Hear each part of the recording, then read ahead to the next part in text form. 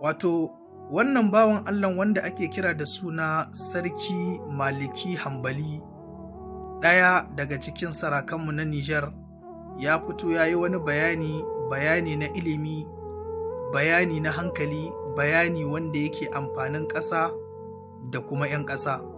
Wannan bawan Allah muna maka addu'a, Ubangiji Allah ka kiyaye gabanka kuma ka kiyaye bayanka, kuma Ubangiji Allah ya ƙara maka sabati na faɗin gaskiya, domin ire-iren wa'annan bayan Allah ne maka rasa a Nijar. Ka samu ɗaya daga cikin mala'u, a ce mutum da zai zowa ya sa gaskiya gaba hakan ga ya feɗe ta ya faɗa ma gwamnati kuma ya ba da shawarwaki, a abu ne wanda mu ba mu saba ganin shi ba a Nijar.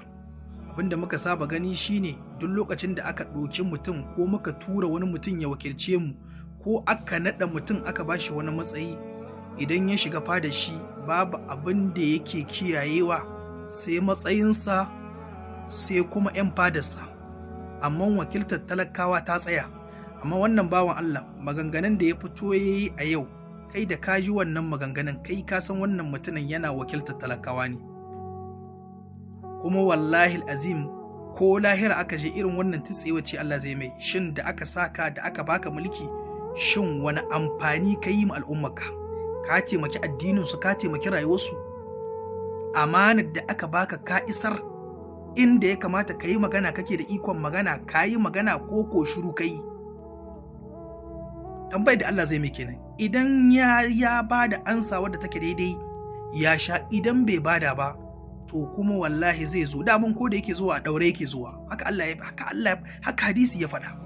Ta haka wannan bawan Allah muna maka addu'a, Ubangiji Allah ka kiyaye mana gabanka kuma ka kiyaye mana bayanka, domin muna wata tafiya ce wadda duk lokacin da mutum muka bashi wani matsayi, duk lokacin da muka zaɓi mutum aka ɗora shi akan wata kujera ya je ya wakilci talakawa, kawai sai ka ji shiru, ba za ka ƙara jin ɗuriyan mutum ba. In ka ji ɗuriyan mutum to an taɓa gwamnati. Idan aka taɓa gwamnati to zai yi to ya yi kwakwazo ya nuna yana kare gwamnati, amma ba wai yana kare ƙasar ba da 'yan ƙasai. Wannan mu haka muka sani kuma haka muka saba gani. Muna fatan wanga mutum ne Ubangiji Allah ka taimake ka. Kuma wallahi jama'a, wannan alama ce ta nasara. Idan kaga Allah ya ba ku irin mutane mala'u irin wa'annan wanda suke fitowa su yi magana kai tsaye ta dira a fada shugaban ƙasa, domin mu ire-irenmu ɗaruruwa mun sha mai irin wa'annan maganin ma ko saurare ba ai, amma irin wa'annan idan suna magana to magana za ta ji. Domin mu ire-irenmu idan muka yi magana, wani in ya kalle mu wani ya ce yara ne mu, wasu sun ce ma ba mu da ilimi, wasu ma sun ce ma ba mu san me ake ce mu siyasa ba. To ga wa'anda suka san siyasa kuma suke ba da shawarwaki. Yana daga cikin shawarwakin da yake badawa, yake cewa ka diba ga hukunci da ake yi na zalunci. Ka samu mutum yana aikin gwamnati ya ci kuɗin gwamnati, sai a je a kama shi a kai shi gidan kaso, a ba shi ci, a ba shi sha, a kula da rayuwar shi, shi kenan wata rana a sako shi. Ka diba ka gani. Uku, ka samu mutum ya zo ya dira, ya zo ya kashe mutum, maimakon a mai hukunci shi ma aika shi lahira, a yi doka da oda domin kowa shiga taitayin shi. Sai ka ga babu irin waɗannan dokokin, sai ka gani duk wanda yake da matsayi sai ya ci karansa ba babbaka. Kai kuma kai da ba kowa ba, in kai wani karamin lahi sai a kama ka a liƙe ka. Wani ya yi aikin gwamnati ya ci miliyan 100, shi kenan an je an yi dogon surutu, wata guda an sako shi. Wani kuma ya je ya yi swata ko ya ɗauki wani abin jika 50, an liƙe shi ya yi shekara ko ya yi shekara 5. Wani irin zalunci ne wannan? Kuma wallahi azim jama'a, ita wannan gwamnatin tamu a shirye take, tunda ta faɗi duk lokacin da aka ga wani abu wanda ta yi ba daidai ba ko kuskure, ta ce a sanar da ita.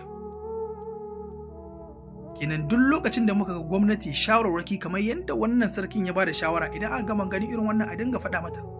Gwamnati inda ta yi daidai muna tare da ita, inda ta yi kuskure kuma sai mu tunatar da ita, tunda ita gwamnatin ba ma'asumiya bace, ita ba Allah bace ba.